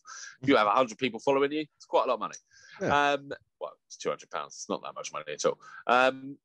Anyway, so she sent a message out. I never normally reply to these, but it was like, hey, daddy, want to see me suck this massive cock? And I just wrote back to her. Again, I don't normally do this, but this is exactly the sort of thing I do. Ignored everything to do with the video. And I was like, do you know what I find? Being called daddy the most repugnant thing in the world. It's absolutely disgusting. I was like, how would you like it if you were noshing me off and I said, good job, mummy? Just that. And she actually replied, bless her. I was quite impressed. It's good customer service. She was like, yeah, I'm not really into it myself, but a load of guys seem to really like it. I was like, yeah, well, not really for me. Good luck with your enterprises. And I was just like, just don't fucking call me. I got 2 kids. And they can call me daddy. That is fine. I prefer dad, but they can call me daddy if they want. Absolutely fine. Nobody else, just not fucking into it. It's fucking weird. It is weird. It's gross. Yeah. Oh. Yeah, so anyway, we've covered smutty dreams. We've covered the smutty dreams. We've covered the nightmares. Where are we going to go next? I was going to go for good dreams, like fun dreams. Have you ever had any that you've woken up? Well, I mean, I assume you've woken up from many a dream. You'd be like, oh, I want to go back into that dream for a little bit. Yeah, of course. Yeah, I mean, I used to get lucid dreams quite a lot. Where you know you're dreaming. Yeah, and to the point where I would not only be aware that I was dreaming, but I could control that dream. So few of those in my life. I used to get them quite often. It might have been to do with the aforementioned hallucinogenics. It might not have. But, I was going to ask because I've only done mushrooms. I've not done acid. I don't trust myself on it. I think I'd see zombies and start bludgeoning people. But yeah, I've never done proper hallucinogens. No, I got burps off of wine. The fuck? It's called Jam Shed. It's not it's really nice, mate. Quality is the wine, is it? Are you shitting me? It's £7 expensive for a bottle of wine. I'm not a connoisseur. I don't know the difference between the red shit and the white shit. It's colour and taste, really. Okay. It's fucking nice though, man. I'm well into it. Just tell Rambo about it. He'd fucking love that stuff. Yeah, I'd be all over. Anyway, yeah, of course he was. We digress. Yeah, as always. Yeah, sorry. So you used to have lucid dreams. I wanted to know, do hallucinogens? I assume the acid is what you're talking about. Is that right? Yeah. Well, I used to love mushrooms, but when I was younger, it was a case of if I wanted mushrooms, I'd have to go out and get them myself because no one really sold them. And it was half the fun. It was like the whole hunter-gatherer sort of thing, you know, going out in the fields in the early morning dew, looking over and seeing another group of hippies out trying to find them as well. Yeah, sort of comparing notes, and then we'd just pick them all, ball them up into one big sort of ball, and just bosh them in. Because we tried all the different recipes. We tried putting them in pot noodles. We tried making tea. We tried making coffee with them. We tried soups and stuff like that. I heard a really cool way. Go on. Okay, an old manager who never made it into my dreams. Sorry, Mark. He's not a posty one, so I can talk about this freely. Yeah. He told me the way he liked doing shrooms the best was you'd brew them up, so a bit like a tea, but don't drink the tea. Put it in a bong, and then do a hit from a bong through the mushroomy water. I don't know if that would work. I'm not a chemical biologist, chemistry, physicist, scientist. I think would work. But that at the time when I was smoking weed, of course, I was like, ooh, that's quite appealing. When I did mushrooms, I just put them in my mouth, chewed them, and swallowed. Yeah, this is the thing. We tried all these different recipes, and no matter what we tried, it always ended up just tasting like you're eating a mouthful of dirty grass. Mushroom soup then. Yeah, so we figured, why go to all that effort? Why not just pick them, ball them up, and just like literally into a sort of mouth-sized ball. Yeah, whack. Just mouth do a lot there. And, not a mouthful then. Yeah, so I used to like that, but like I say, they weren't always readily available. So in times like that, you go for the odd like tab or something like that, and that's when shit used to get pretty exciting. Like me and a few old friends of mine, we've got ourselves into some pickles, exactly like you were saying. Like I remember chasing my mate's milkman fucking quite a long way through Petersfield, because he's going along at 6 miles an hour, like, oh fuck, they're coming. No, he left his float behind. He'd literally faster. Just because I thought he was trying to rob the place. So I went after him like a bat out of hell, and he ran, and he gave me the slip though. Fucking slippery little bastard. He probably wasn't even there, Mushu. Yeah, I mean, let's face it, it's debatable. It was just a cat, just some random cat that you scared the shit out of. It's like, fuck this, I'm off. Just jumped over the fence. I never really noticed a marked change in my dreams. What I would notice is a definite lessening of the boundaries between being awake and dreaming. Okay, so in terms of the lucid dreaming aspect, when you're going off to sleep and you're starting to dream, but you're still awake enough to sort of know about it, that would last a lot longer. Okay.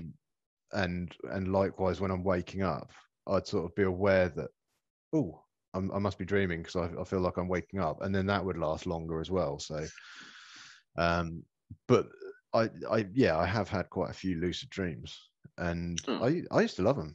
And I'll tell you another thing that's always cropped up in my dreams, which I've always found very, very strange.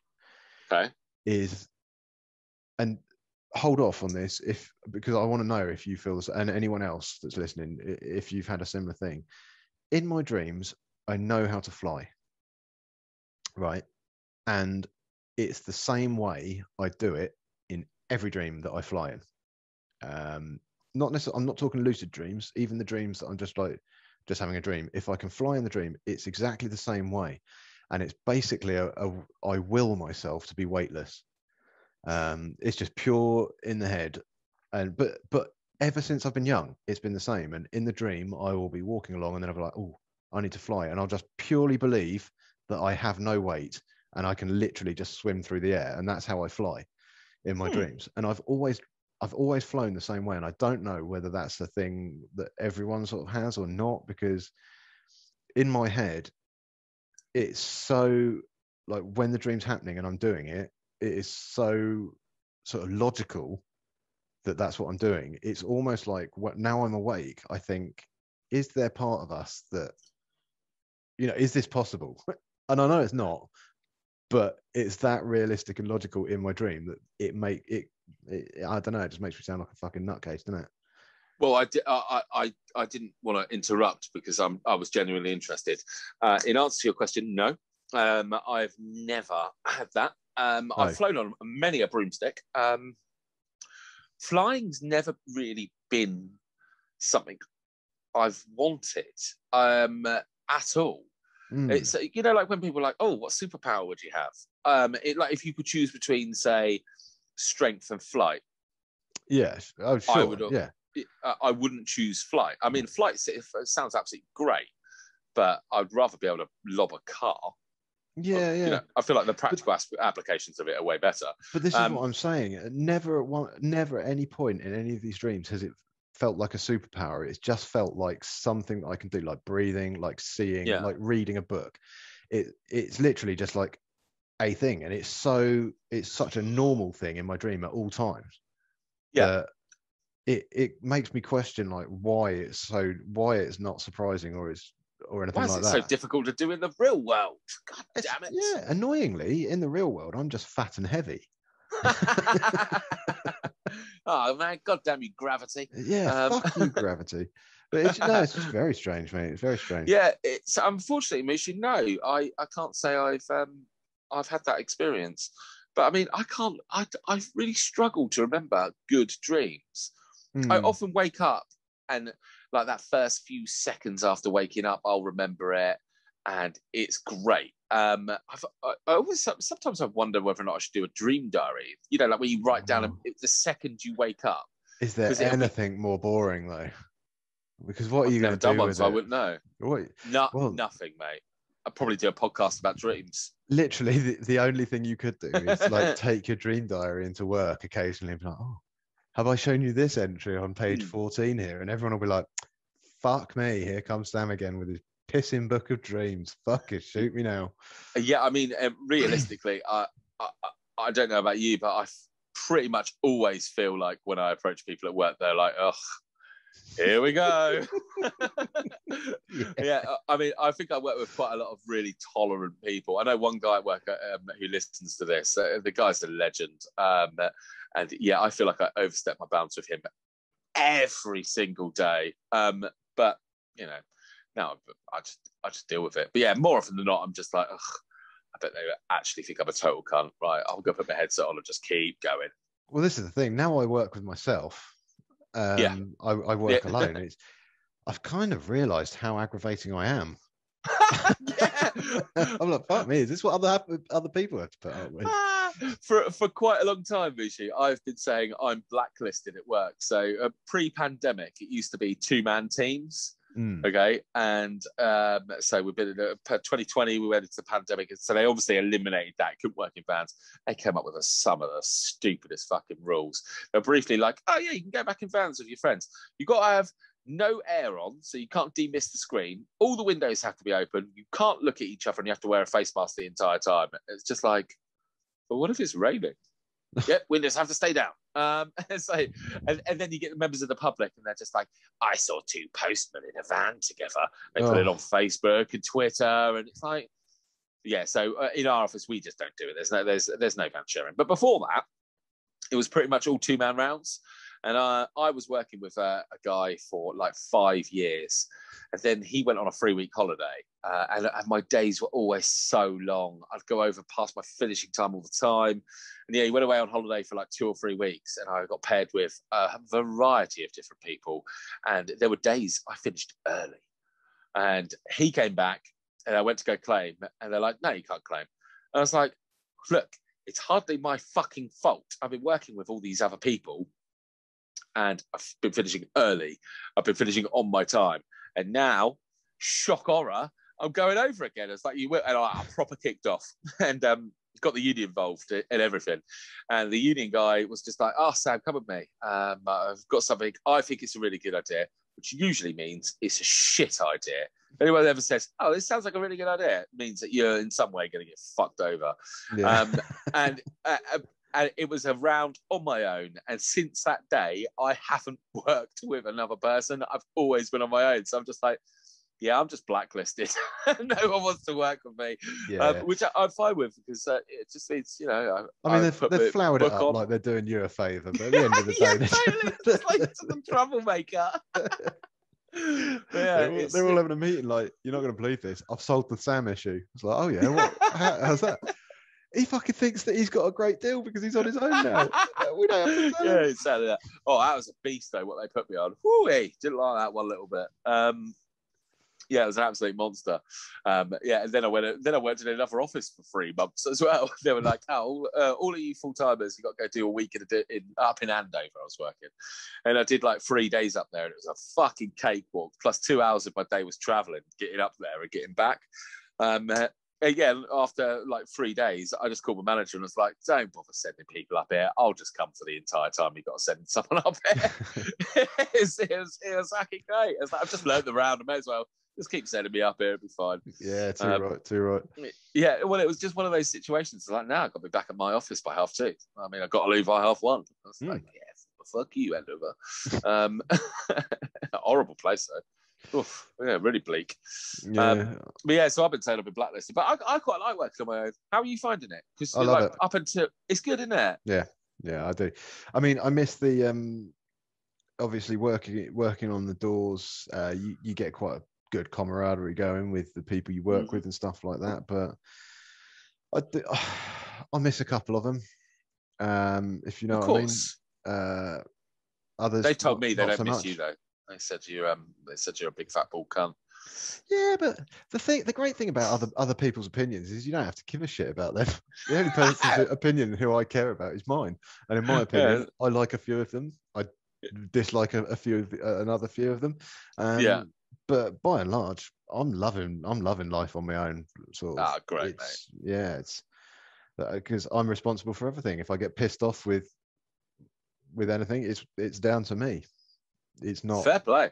I'm not pissed off with someone else, because the annoying thing about being pissed off with someone else is your options are limited as to what you can do. You can throw a hissy fit and fucking end up looking like a bit of a prick, or you can put up with it and end up feeling like a bit of a prick. So at least I've only got myself to blame if I annoy myself. So yeah, I like it.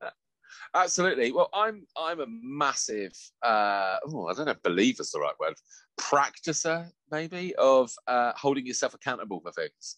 If I fuck up, I am quite happy to hold my hands up and admit that. I hold myself accountable to quite a high standard. Definitely. And yeah. I feel like you have to, but it backfires when you've got people who don't hold themselves accountable for everything. I hate hearing fucking excuses. Which is why I'm probably a shit fucking union rep. Just because people come up and I'm just like, just do your fucking job, mate. It's not hard. Yeah. I learned a long time ago that you get in so much less trouble if you just own up. When you fuck up, just own up to it.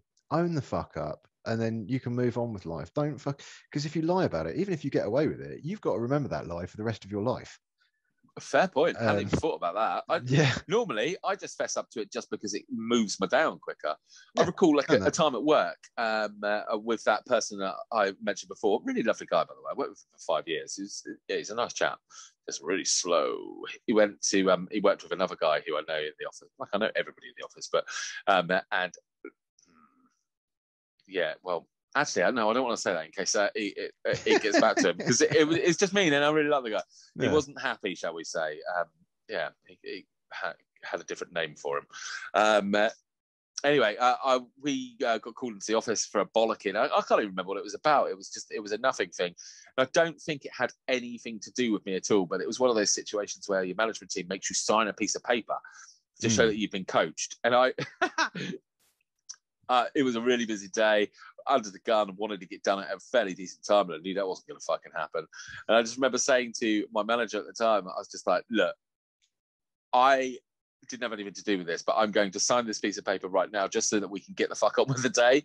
A bit like, I have no problem accepting any ramifications that come off the back of this, but I just need to sign this so that we're just done.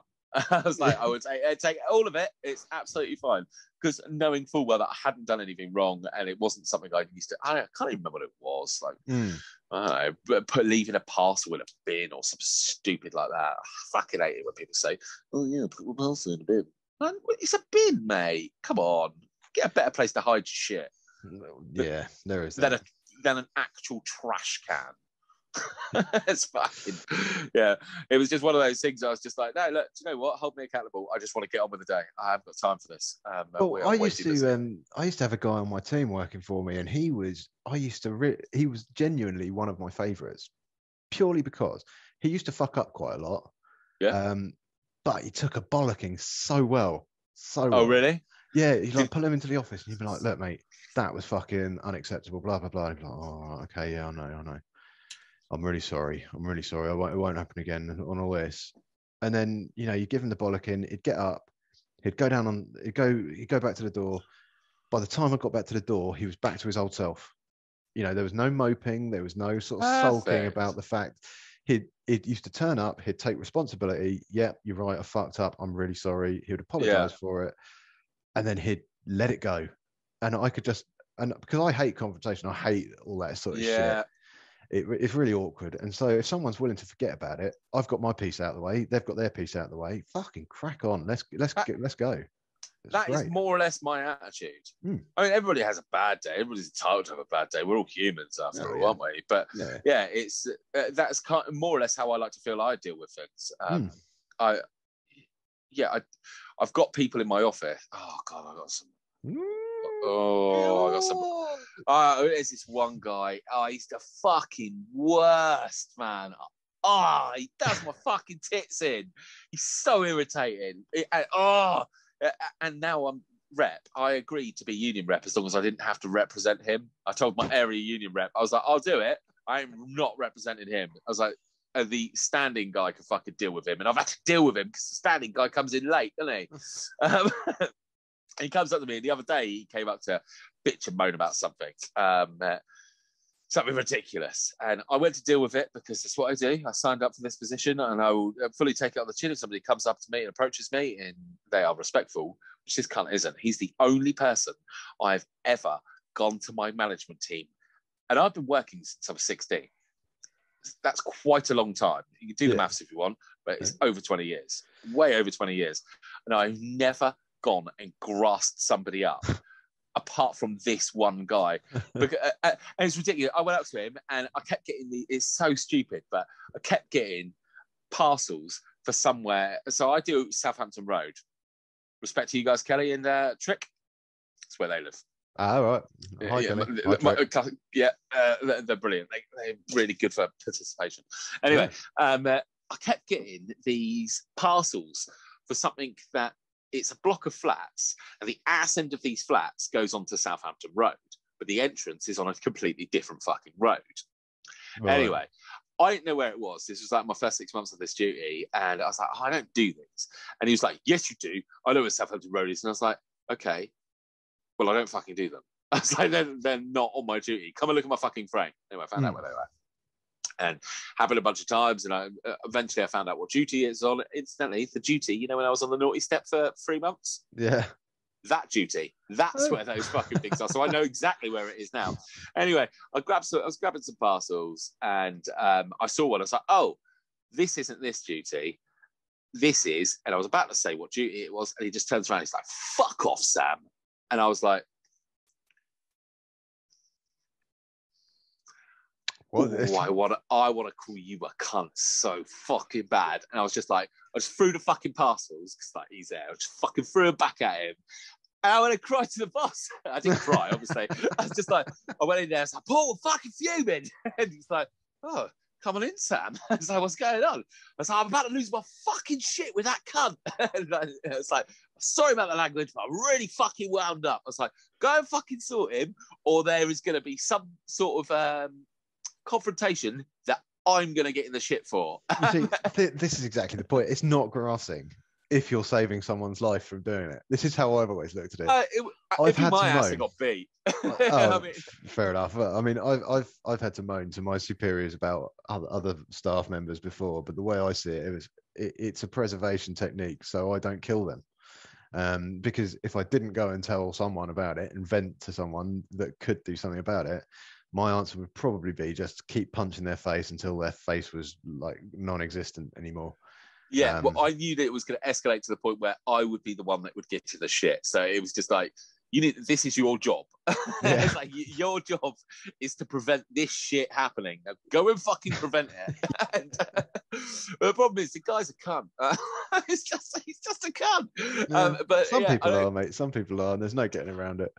But so many people wind him up, and like obviously I'm a fucking union rep now. Yeah, so he asks me something the other day, going back to my original point, and I was dealing with it, and then he fucking comes over, and I was talking to the part of the management team as well. And I've got a great relationship with my managers. They're all pretty cool. I mean, half of them have worked in my office. And I've known them for like 15 fucking years. Are they all really cool, or is one of them just a nice guy? Yeah, he's a nice guy. He's a bit of a shit manager. Yeah, no, they're all pretty cool. I mean, everybody has their ups and downs. Their up days and bad days. There's one who's very much straight down the line. Rules are rules. But I think you need one of those people. Yeah, of course. Yeah, of course you do. You got to have one for those situations. To maintain structure. Yeah.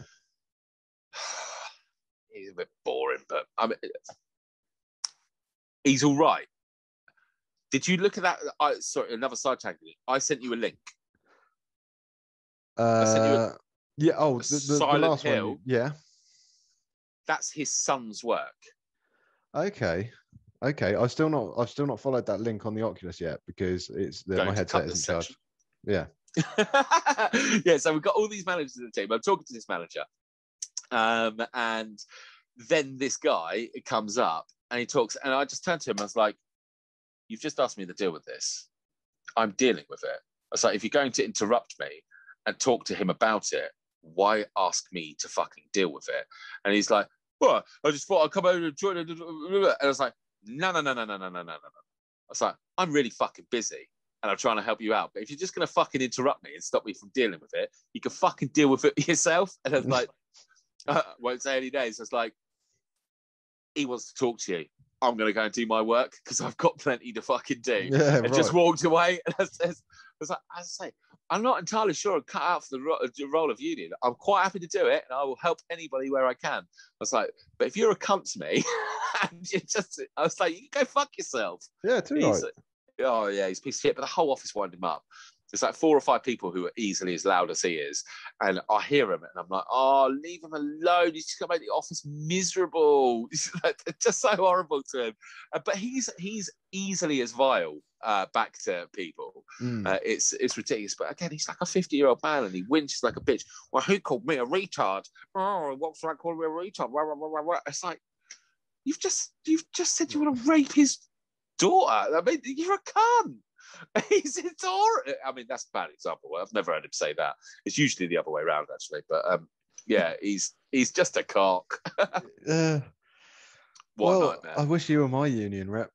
I don't want to talk about dreams anymore. Because I've noticed something. I've got this habit.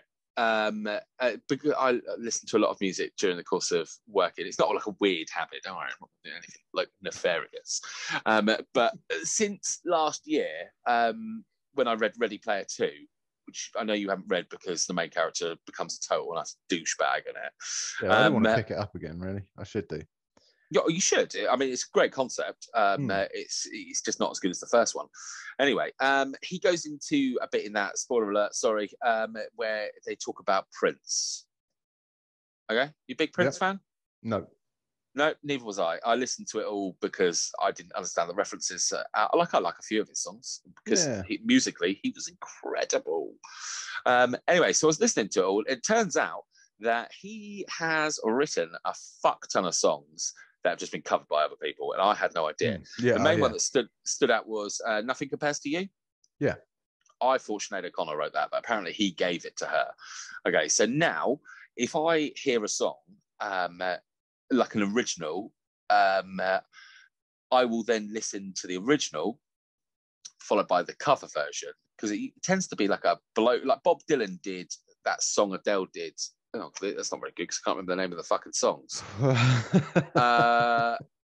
It was like a bit of a romantic one. It doesn't matter.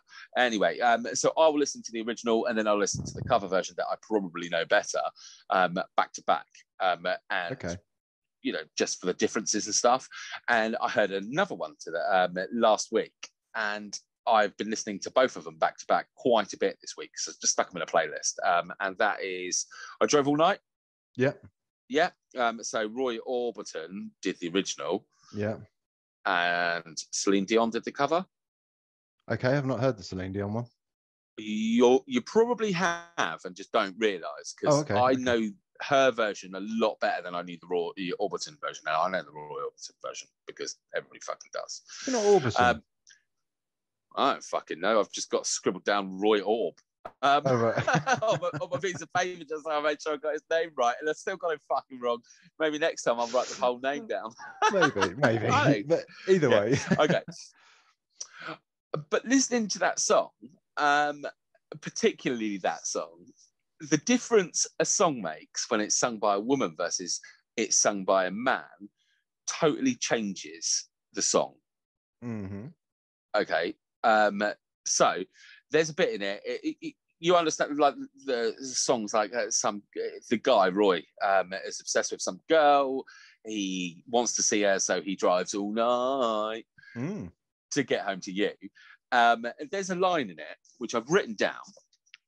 I mean, I've written most of the words down, but it's kind of my shorthand, so it just looks a little bit like autograph. It says, "Maybe I should have called you first, but I was dying to get to you. Woke you up from your sleep to make love to you. Is that all right?" Now, when a bloke says that, bit rapey. Yeah. Yeah? Yeah. When a woman says that, I mean, game on. Fine. Absolutely fine with it. There's nothing wrong with it at all. Because I listened to the Roy version, I was like, oh, a bit borderline this these days, isn't it? It's like, oh, I drove from night thinking about kissing you, woke you up and just fucked you. It's like, I'm not sure that's fine these days. No. I mean, times have changed a lot. Yeah, they fucking have. Which is why I actually prefer the Celine Dion version. Having listened to them both back to back, it's I much prefer her version over Roy Orbison's version, mainly because it seems less creepy. But it does also strike me that it's like a bloke driving all night to go and see a woman feels a little bit desperate, maybe mildly romantic, you could say. But overall, I felt like, oh, it just feels a little bit desperate. Maybe make a call first, make sure they're okay.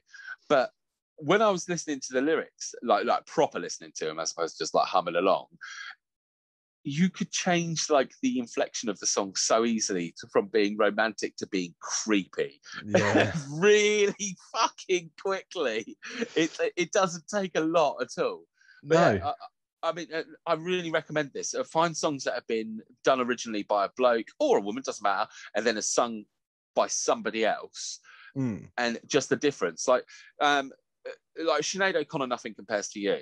Okay, I way prefer her version over the Prince version.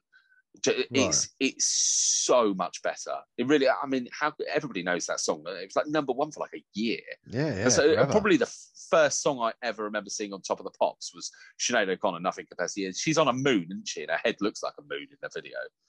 I can't remember the video off the top of my head. No? Oh, okay. No. Fair enough. Well, but in it, there's actually, hang on, before I go any further, is Sinead O'Connor straight or gay? I don't know. She's a very unique character. I know that much because she's converted to Islam, hasn't she? Has she? I'm pretty sure she's a full-blown Muslim now, like practicing Muslim. Which that changes that song up a little bit, doesn't it? Which is fine, but it's not the first sort of choice of religion you'd expect for a little Irish woman. But I had no idea. Go on. Okay, I don't know much about the Islam religion, like at all. But that song's about getting dumped and moving on, isn't it? It's been 7,050. Yeah. Yeah. I don't know many. You say Islam? Yeah, it's Muslim. Muslim. Okay, I don't know many Muslim artists, musicians, whatever, who sing songs like. In fact, I don't really know any. I know plenty of boxers and sportists, but I can't think of any off the top of my head, apart from apparently Sinead O'Connor, who are Muslim. No. And that's the only song of hers I know. I don't know any others. To be fair, she's converted. Like there's a vast amount of time between when she released that song and when she converted. Yeah. So at the time, she probably was just singing from a personal experience or something, you know. Oh yeah, of course. Well, I mean, it's Prince's song. He just gave it to her, didn't he? Yeah. So, like, here, have this. I'm fairly sure I read an article just the headline the other day that Sinead O'Connor's now sort of alleging certain things against Prince. Like what? I mean, you don't have to worry. He's not going to hit it. I think there was. Well, the article was saying, "Is Prince dead?" Mm-hmm. Is he actually for real? Yeah, he's okay. What's that legal heroin that Americans take and it kills them all? Did Heath Ledger, Prince? Methadone. No, that's no. It's like a sleeping pill they give people, a painkiller. Oh, like Prozac or something like that, or Nope. no? No, it's basically heroin. It's an opioid. Oh, right, okay. I don't know, but Fentanyl. right, okay. Yeah, he's another fentanyl victim. Oh, right. I think Michael Jackson died of fentanyl as well. All these celebs just fucking hoofing back fucking fentanyl, just dying. I wasn't aware that he was dead for some reason. That's how little I follow his career. Wow. But yeah, basically, she's come out with a thing saying that the headline just read that she was in fear for her safety and had to escape in the middle of the night. From Prince. He's like 3'1". Well, he's dead now, but I mean, he's like a pop doll.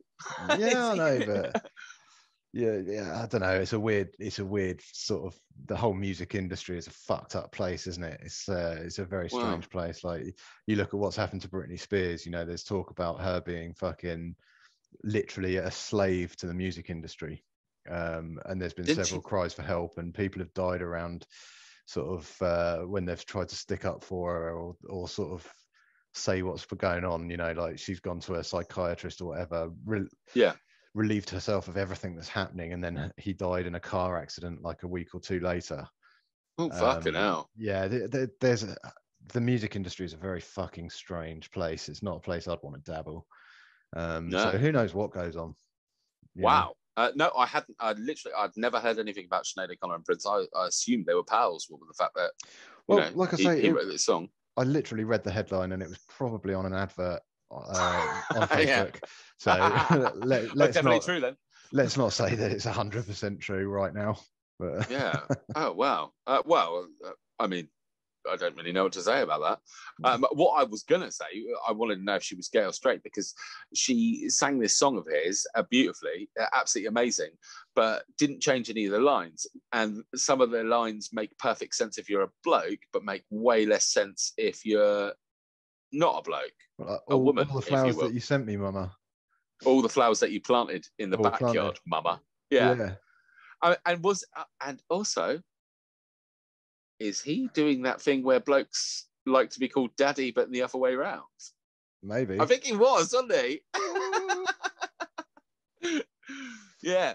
No, because when I first heard it, it was, as I say, it was last year, just after finishing Ready Player One. I was like, let's go through Prince's discography. There's a fucking lot of it as well. He never stopped writing music. No, I can imagine that. Yeah, he did this one album called Come. It's not the best album, but there's a song on it called Papa, which I thoroughly recommend. If you haven't heard it, listen to it. P-A-P-A off the album Come, C-O-M-E, not the other way around. There's a lot of mamas and papas going on here, isn't there? Yeah, they're totally fucked up. Great band. Well, I mean, they did California Dreaming. That was all right, but what else did they do? They did a lot of songs that you'd probably recognise. Can you name 3? Dancing in the Street. Okay, I do know that one. Didn't think that was them. California Dreaming, they've done. Can't use that one. Everyone knows that one. Dream a Little Dream for Me. What dream? I thought that was like Dream a Little Dream for Me. That one. I had no idea that was them. Yeah, that one. There you go. Yeah. We can get you to sing mid-podcast, but we can't get you to sing Greatest Showman tune. No, still waiting on that. Yeah, that is specifically the line I was thinking about. It's just like, I thought you'd change that to, Papa or something. But I mean, if she was gay, I said that with such hostility, and I have no problem against gay people at all. You made it sound like if she's gay. What's she doing making music at all? There's no how dare you? Yeah, straight to the concentration camp with you. And I don't. I'm with Wales, gay people, leave them alone. Wonderful thing. But yeah, turtles, not so much. Yeah. Fuck them. But yeah, it was just listening to that fucking You Drove All Night. I was just like, Celine Dion comes across as a bit of a bunny boiler, but I mean, that's okay if you're into her. But if not, and I mean, who is into Celine Dion? Nobody. I've never heard anyone go, Celine. My girlfriend flew to Vegas to see her last show.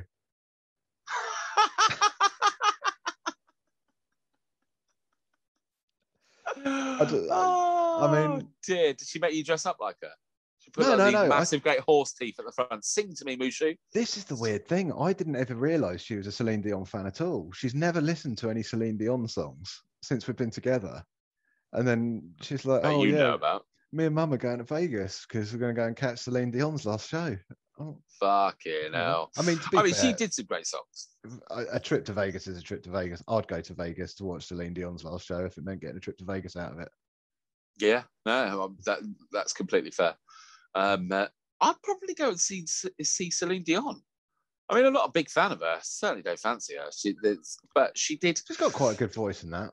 I mean, she did some songs, like there's those key songs growing up that just sort of stick with you. Incidentally, Nothing Compares to You by Sinead O'Connor is one of those songs. But they're just there at pinnacle times in your life. Like in 1995, I moved to America for like the second time. And she did a song, I can't remember what it's called, but I know all the words to it. There were nights when the wind was so cold. Oh, yeah, I know that song. Yeah? Yeah. Okay. So that they basically played nothing but that song on the American radio stations. It was like when Adele's song Hello came out. You could flip from radio station to radio station to radio station. They were all just fucking playing it. Okay. So I know that song inside and out, and I think it's a good song. I might listen to it in a minute, in fact. But then I went back out to America when I was in my early 20s. Spent a few months out with my old dear. And the radio stations were still fucking playing it. I mean, that a seriously large amount of time had passed and they were still fucking playing Celine Dion's My Heart. No, not My Heart Will Go On. It doesn't matter what it's called. But you raise a good point there, is that everyone, I've thought about this a lot, everyone has a life soundtrack, what I'd like to call a life soundtrack, which is the songs that sort of shape them growing up and that, you listen to and you're instantly taken back. It would be interesting to find out. We should do we should ask people, what's your life soundtrack? What's on your life soundtrack? Because I'm just interested to see what's on there. I feel that this is what we're going to talk about next week, Mushi. I don't know about you. I'm happy with that. Yeah, I am too, because I've got a soundtrack. I'm not going to go into it now because there's no point, because we're going to cover it next week, I reckon. Yeah, fair enough. That sounds good. Yeah, okay. Yeah. Everyone look out for posts on Facebook, and other social medias are available.